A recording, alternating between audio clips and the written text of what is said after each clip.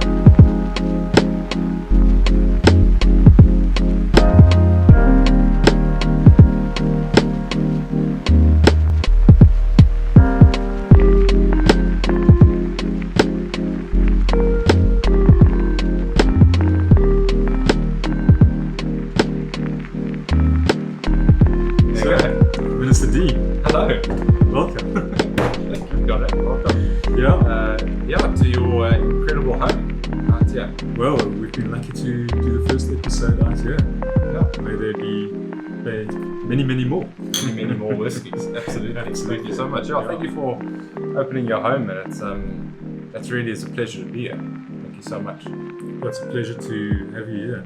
As I always say, me kase, su kase. Thank you so much. We've had the privilege of getting to know each other over the last few months, and yes. It has been. When I think back on it, it's loaded with goodness. When I think back on the memories and the moments along the way, it's loaded with goodness, and to be in a position where we're sitting here having a whiskey is a very good thing. Well, I think likewise. It's, I think when we started to speak about this and doing this, there were just a few little moments that were kind of scaffolding on top of each other, and I think we both realized, geez, this is something we'd like to do and have some conversations. Yeah. So what are we calling this thing? What are we floated a few ideas out there. Yeah. We bounced a couple of ideas around, coming out of COVID. The big joke was Amazon sold out on podcast microphones and podcast gear in over 2 weekends, and everything was sold out. Boom mics and podcast microphones and everything else that went with that just kind of sold out because that's what everyone was doing. Yeah. And so, without us being every guy in their parents' basement starting a podcast, we are. Yeah, we are. Well, I suppose it's a good question. Hey, where do we start with this? And like we spoke about it, we have different points of view. We come from different places. There's a commonality that we've discovered. And I suppose the values that we have and how we bring those together. So, as above, so below. As above, so below. Yeah. Yeah, welcome to episode 1. Episode 1. Episode 1. Cheers. It's like that shop owner, hey? Makes their first $1 and almost frames it in a frame and sticks it up on the shop wall, and this is where it started, and you kind of look back, and I love that about the world that we live in these days. We're able to document these things, and I think part of my process is, as we go and as we continue down this road, it is wonderful to document these things. On one hand, for ourselves, I think it's good to want to have these conversations in and of ourselves, that's what I realized, whether the camera was rolling or not. There was depth and meaning in the conversations that we were having. Yes. And yeah, as you're speaking about it, I'm thinking documentation, and I think back to that beautiful library that was in Alexandria, that was destroyed, and all the knowledge that went. And these days we're documenting absolutely everything. And I'm thinking about this as a type of journal. I'm not always the best one at keeping journals. And this is great because it also gives a self-reflective space. And hopefully we can take some people with us on this journey that we can. And I think you said it so beautifully in some of those words that you sent me, that you wrote down. It's about love. It's about helping people. It's about sharing ideas and what is this about? I suppose that's a good question. What is this really about? Yeah. I mean, we had jokes. I think there was once a joke about, well, where did we land? A therapist and a theologian walk into a bar and kind of see what happens. I think the old jokes are a Jew and a whoever walks into a bar, or a rabbi and a Catholic priest walk into a bar, and those are usually the tee-ups for a good joke. But often I think we lose sight of the backgrounds that we carry, the stories that we carry, the bits and pieces we picked up along the way to walk into a bar with somebody, share life, share a few stories. I learned this, I made a few mistakes here, I got a few scars doing that thing over there. And so you corrected me, not a massage therapist. Yeah. I made sure of that. Therapist, we all know what a therapist is these days, kind of a colloquial thing. Yeah. But these days, you get a therapist for everything, isn't it? So, yeah. So maybe, I was thinking when you were saying that now, that's maybe our commonality, is that actually we're both therapists. We're both in different kinds of ways. Sure.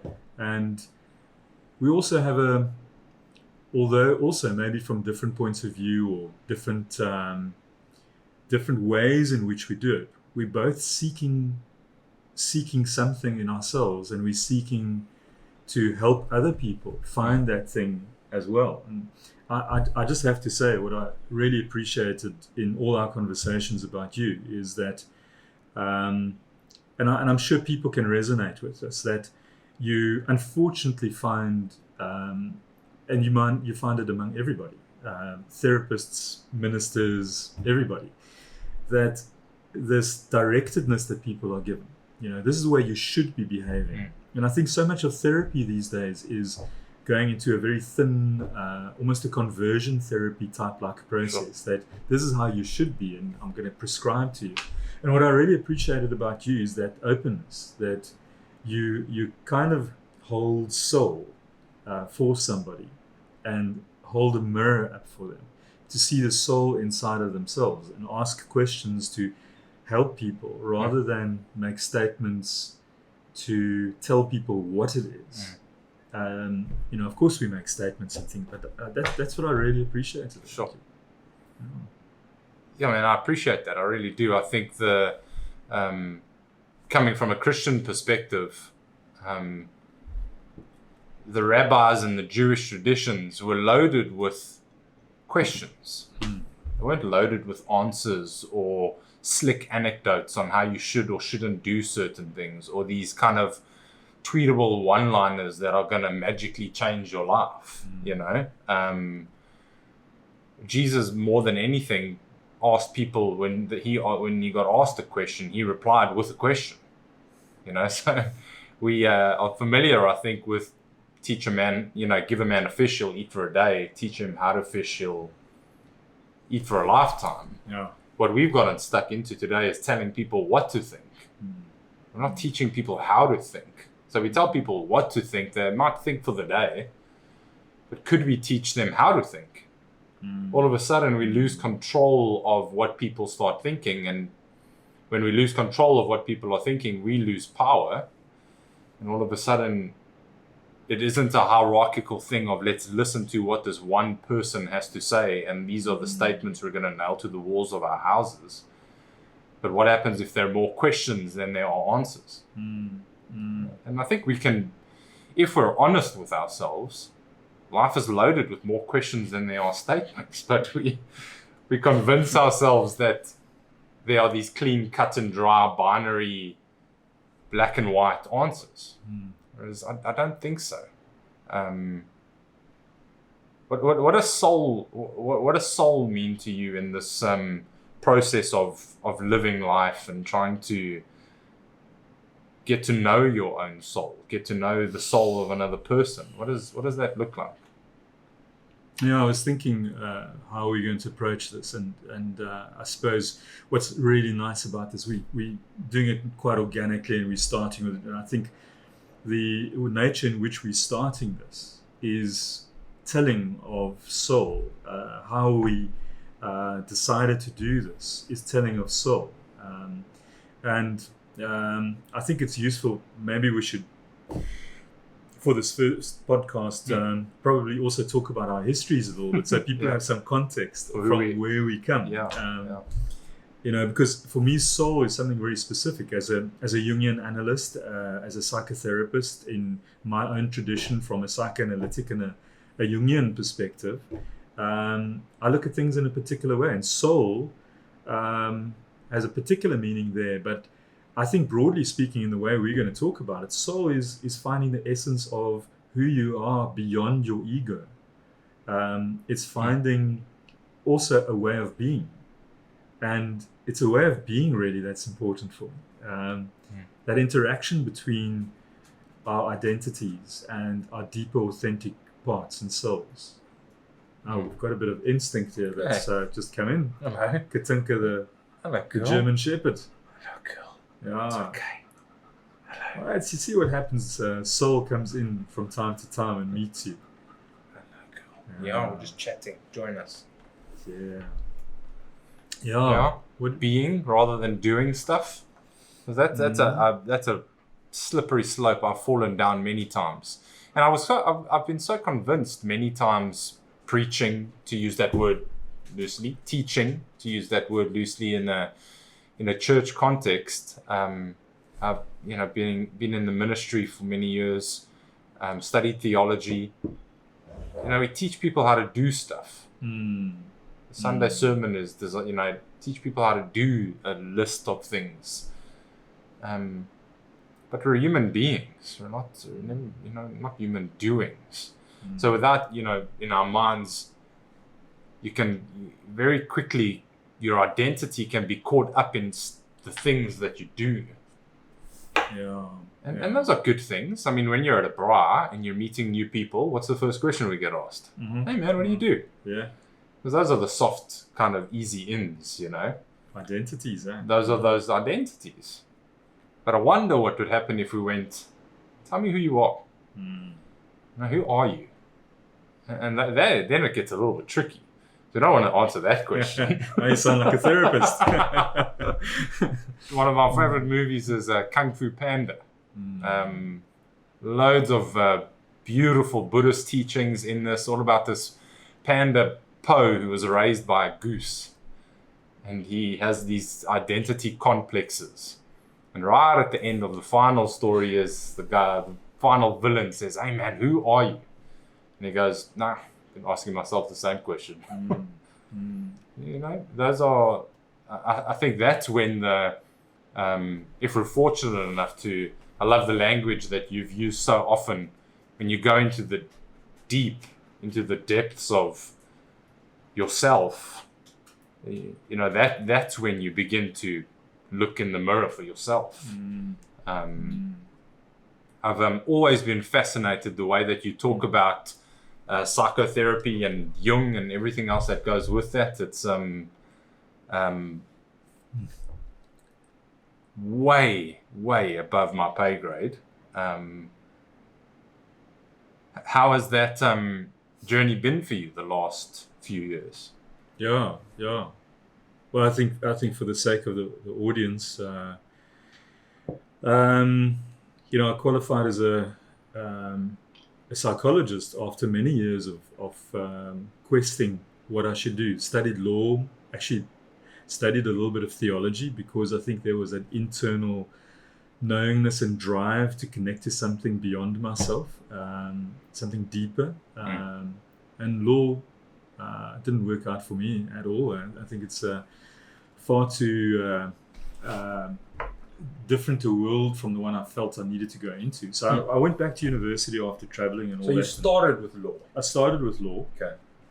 Having always known that I want to study to become a psychoanalyst, which is a very different journey in the depths of the human psyche. And then, I went that journey. And mid-20s, I decided to go back and study philosophy and psychology back at Rhodes. And 2 years later, finished that, then honours, masters at Takis, became a clinical psychologist, worked at Westkoppies Hospital in the children's unit.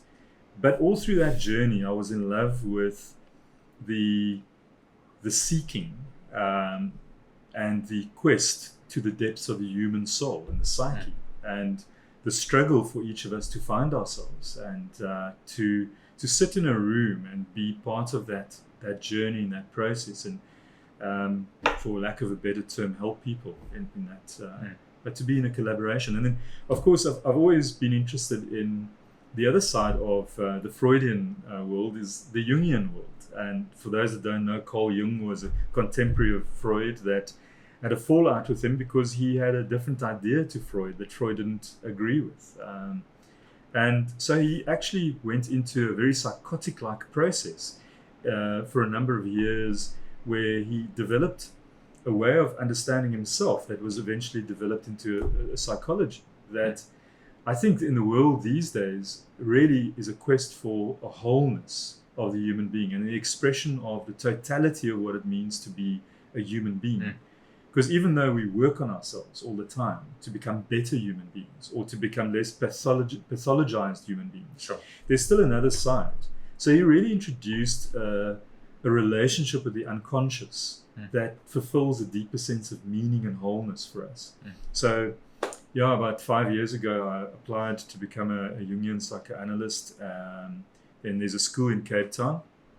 I think there's now about 40 of us in the country, about 3,000 through the world. And it's a rigorous journey. I think that's why there's so few. 4 years and lots of your own analysis and all of that, and studies, and going down to Cape Town, and finished at the end of last year. So goodness, and it's really been such an incredible journey of depth and growth for myself, which of course translates into how one sees the world and works.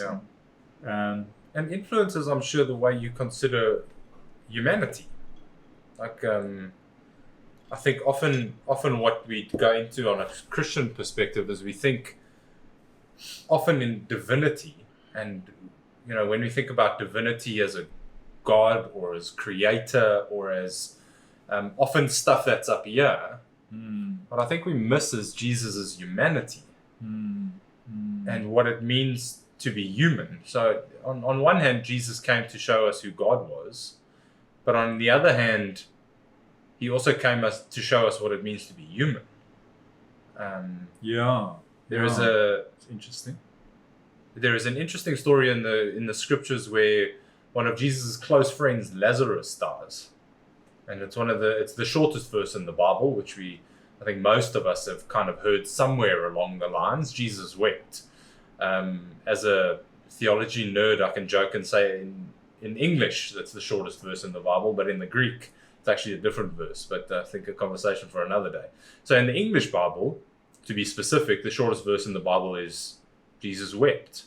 And so there's an interesting almost tension between the humanity of Jesus and the divinity of Jesus, because he gets caught up in this community moment where Lazarus' sisters are wailing and crying, and the writers use this word wept. It's an ugly cry, it's a snot en trane, as the South African wept. But 2 verses later, he raises the guy from the dead. And there is this divinity. So what I find interesting is that Jesus in this moment goes, I'm going to cry with you. We're going to share in the brokenness of this moment as humans. And then his divinity kicks in and goes, okay, let's raise the guy from the dead. So often, what's the greater miracle? Can we cry with people who are crying? Or do we kind of shrug it off and go, no, God's got a plan. God will make it work. Or this happened for a reason. Man, please, we got to stop saying that to people. When tragedy strikes, or so way too many times, Christians or ministers or, pastors, for the lack of a better word, we need an answer for why certain things are happening. So we need to give the statement rather than live in the mystery of the complexity of the nuances of the unanswered stuff. So I love that story where Jesus actually cries. We're not given a time period. We're not given a just cries with the community, cries with the sisters who have lost their brother, and then pulls himself together and goes, okay, take me to the tomb. Yeah. And opens the tomb. I wonder about it. I mean, you're highlighting something that's so important about a set of different things that's kind of coming up. And if we talk about, so much of what we're talking about here, and if we go back to the name of this podcast, As Above, So Below, and I think we should probably talk about that as well. And we've got so much, but and I think whatever we experience inside, this suffering that we go through, we're seeing so much suffering out in the world these days, and we can't really have compassion unless we suffer ourselves. If we don't feel it within ourselves. And it's like the yin yang symbol, the idea that there's a little bit of myself in the other, and a little bit of them in me. So I need to be able to really, if you cry, I cry. I can feel that pain. And pain, if we can hold the pain, and we can suffer the ongoing tension of that pain, that's really where love comes from. And I think that then that tension that we hold releases the development of soul. And I suppose soul has many facets there, but what you're talking about there is so important for me, because it's that ability to really feel the other, rather than what we do these days is that dismissive dynamic of, well, I feel and I have empathy for you. But we placate people so often, don't we? Instead of really, because Jesus didn't say anything; he just wept, and to weep with somebody, that is being with them rather than doing something. Sure, there it is. Yeah. Yes. And I don't think it's necessarily carrying other people's stuff for them. But I think I can hear people maybe saying, but then you compassion fatigue, and are you holding on to other people's, are you carrying stuff that's not yours? I don't think we're saying that, are we? I think there's such from a psychological perspective, it's such a different thing. And to have compassion fatigue, I very often think, well, it's multifaceted. And I dealt with so many people that have had burnout through this whole COVID period. But I think people often care for different reasons, and very often, not to say that there isn't genuine burnout, but so often it's people that don't really hold themselves as important in a situation, and so they become selfless rather than to hold firm onto who they are. And that kind of caring that goes along with that is not really a genuine compassion or caring. It's more a handing over as an unconscious dynamic in order to maintain a relationship that has a different meaning for them, rather than to see the humanity. If we see the humanity of ourselves and the other, then we can feel the pain, but we can also carry it to a limit. And I think that's probably a whole podcast on its own. Episode on its own. But it's being able to recognize the limits of yourself and also of others. I think we so in our entitlement culture these days, we so often don't do that. We don't say, it's okay. You have your limits. As a mother, you have your limits. As a father, as a friend, as a government, you have your limits. But we become angry and we expect a limitlessness. And I think true humanity helps each other to hold the limits and accept them. Yeah.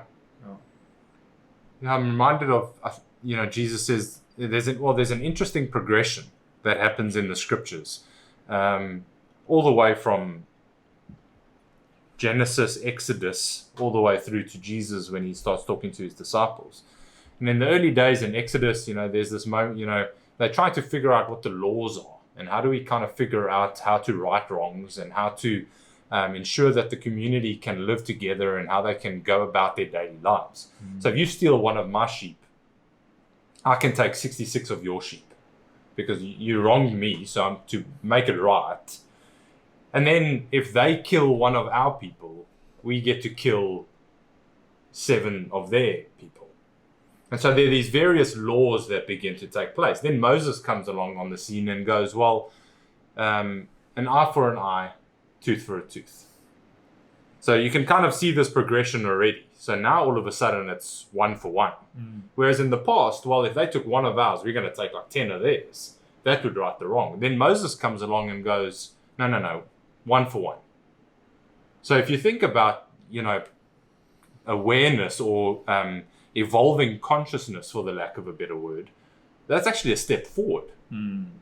Then kind of Jesus comes onto the scene and goes, well, love your neighbor. It would be a good idea if you love your neighbor. Forgive those who wrong you. So love your neighbor. Then Jesus goes a little bit further and says, well,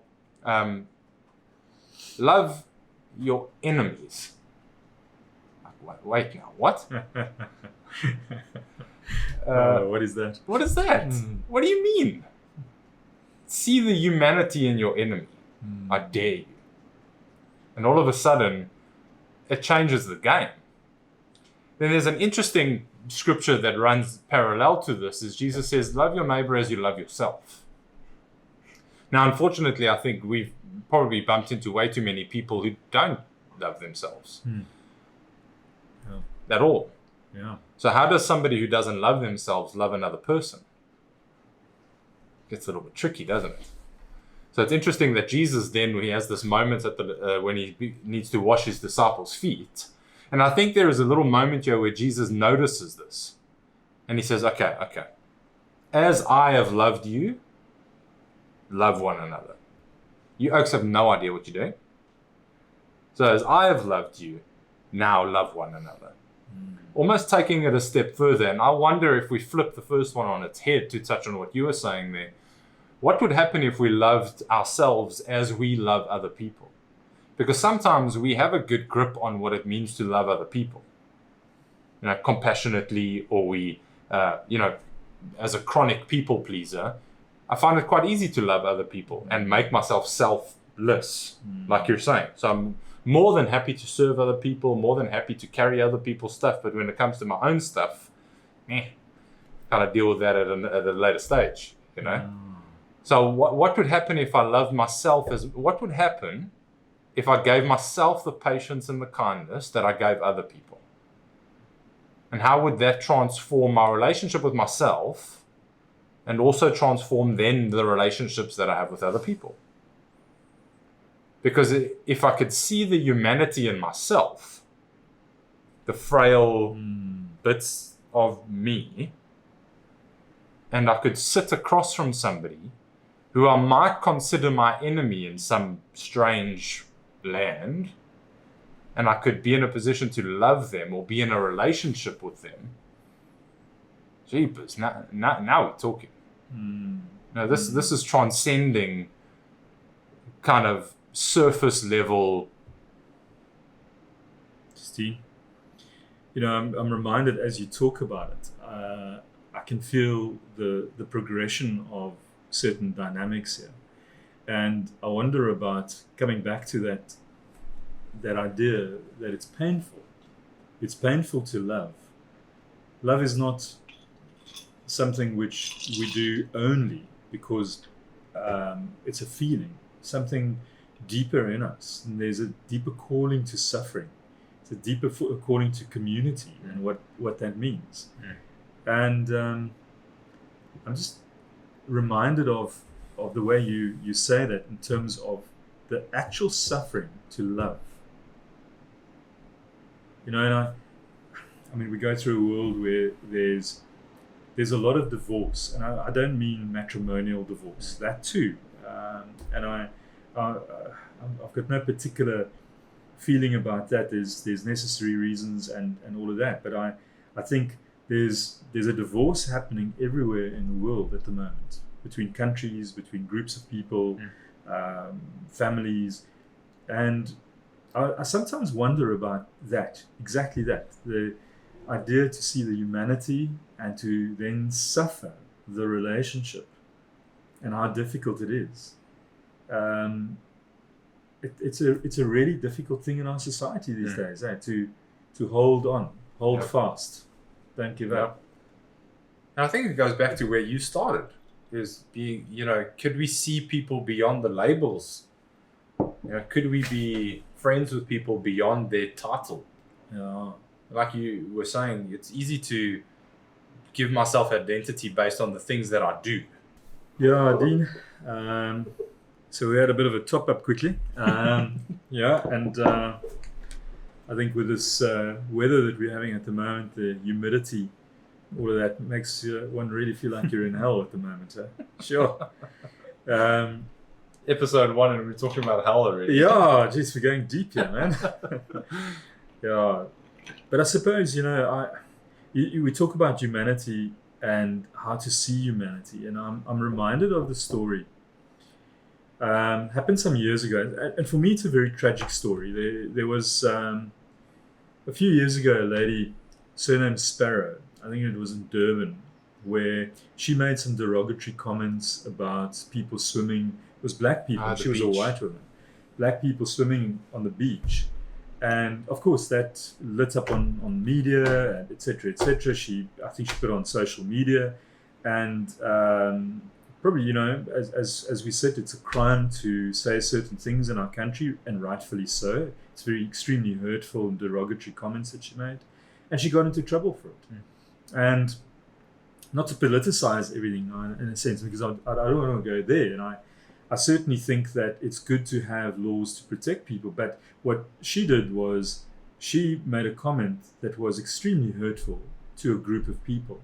And it was a very racist comment. And what happened then was that she was absolutely castigated in social media and by all political parties, to such an extent that I was struck by the venomous nature of how people were attacking her. Granted, she did something that was extremely hurtful, it was wrong, and she should have been punished for what she did, or face the law. But what happened then was, a few years later, now recently, I think she passed away, I started to think about what happened there. And not the fact that she said something and not that, but the way that people reacted to her. And I started wondering what Nelson Mandela would have done. What would he have done? Because I know there was an incident at the time when he was president where he called somebody in and he spoke to them, and there was a process of reconciliation. There was a process of the person taking responsibility. And that's really what the Truth and Reconciliation Commission was all about. And it seems like we've moved away from that. And there's a couple of problems there that I think we could probably tease out in the podcast sometime, that I think is a real problem in our society. We don't take responsibility anymore. Firstly, for ourselves and for that part of ourselves in the other. It's what you spoke about once, is that idea that what Jesus did with that woman that committed adultery. And that idea of he who is without sin, let him cast the first stone. And we're all racist. Somebody asked me, do I have a racist bone in me? Yes, of course. Of course, I grew up in South Africa. It's in me. I have to fight that and take responsibility for that every single day. But we seem to be now in a society where if we can't take responsibility for the stuff inside of ourselves, or, and even though some of us carry a whole bloody forest in our own eyes, how can we see the humanity in ourselves and the other? Yeah. Very easy to see the speck in the other person, but we can't see the plank in our own. Christian, I suppose the language there is, although I think it has lots of implications, and we can kind of talk about it in a future podcast, but we very easy to call out the sin of other people. that surface level sin stuff, the ego level sin stuff, the appearance of another person, or basic you doing that, so that is wrong. But we're never brave enough to turn the mirror on ourselves. Woman gets caught in adultery, Jesus goes, throw the first stone. But no, he gets into the dirt, into the dust with that person and meets that person where she's at. Is that what we're going to be talking about? Is also, because I'm thinking about what it means to be soulful and to suffer our own shadows before we can scapegoat into the shadows of other people. Yeah. And if we're going to be talking about soulfulness, I certainly don't want to get into the thing, and I always so careful with it in myself about looking and scapegoating into other people. But I think to help people connect to being soulful is about being able to have the compassion and the courage to look inside of ourselves and to recognize that we're all human. We all carry bias, and we all carry the pains of each other. Yeah. Yeah. So how does that? I think if we try and wrap up, and if we, as above, so below. I think we've had brief chats, lots of metaphor around that stuff. Jesus himself says, he prays as on earth as it is in heaven. Yeah. There's the inside stuff that's going on that gets reflected on the outside. You were touching on briefly about Jung and the shadow side. We all have an ego. And Jesus himself says, well, that thing's got to die. But first, there has to be an ego for it to die. So that process by which we look ourselves in the mirror, that's an everyday thing. It's like lacquer, eh? And I love what you say there, because you cannot address anything unless it exists. Yeah.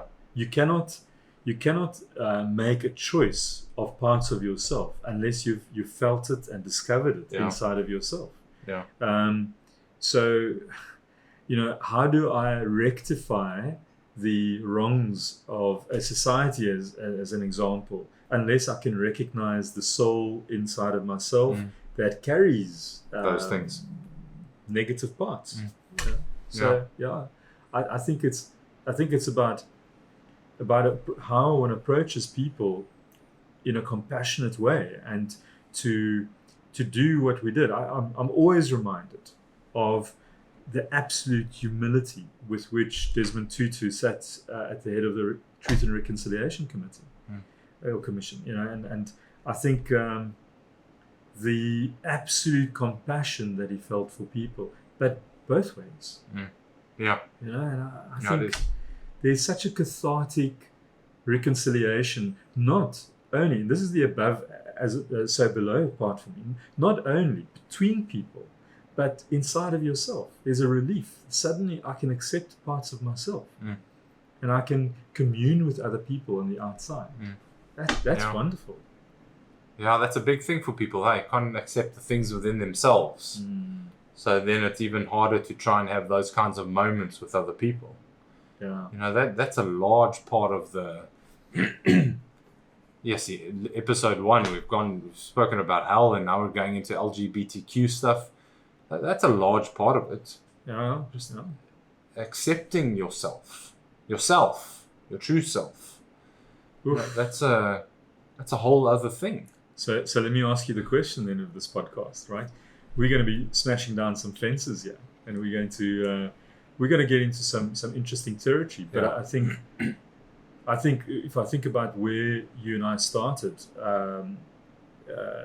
we're not gonna throw at Jordan Peterson and start at psychology and then become all controversial and all of that. We're going to stick to to how to connect to soul, how it is expressed in the world, and deal with that. But also, I think we're going to smash down some fences, not so much between people, well, as above, maybe that too, but it's about how we help people on the inside. And maybe we can ask people to also write in and email us and let us know what they'd like to hear and what kind of topics. That if a priest and a shrink or a minister and a psychologist walked into a bar and had a few drinks, what did they talk about? What did they agree about? What did they disagree about? And we are live on all social media channels as we bring this to a close. We'll be on YouTube, Twitter, and Instagram, As Above, So Below Podcast. We'll be live on Apple Podcasts, Spotify, you name it. And also in our personal capacities. Yes. My name is Dean Cottiel on all social channels. And yourself, Konrad? I'm Konrad van Staden, konradvanstaden.com, Konrad Psychologist on Instagram. And that's about it for now there. Yeah, cheers Konrad. Thank you so much. It's been great. Cheers. To many more.